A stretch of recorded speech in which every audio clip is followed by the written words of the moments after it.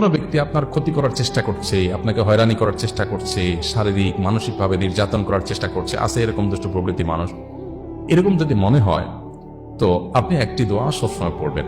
নবী করিম সাল্লাল্লাহু আলাইহি ওয়াসাল্লাম কোনো ব্যক্তি তার ক্ষতি করতে পারে এরকম আশঙ্কা বোধ করলে তার ক্ষতি থেকে বাঁচার জন্য এই দোয়া পড়তেন। দোয়াটা হলো আল্লাহুম্মা ইন্না নাজআলুকা ফি নুহুরিহিম ওয়া নাউযু বিকা মিন শুরুরিহিম।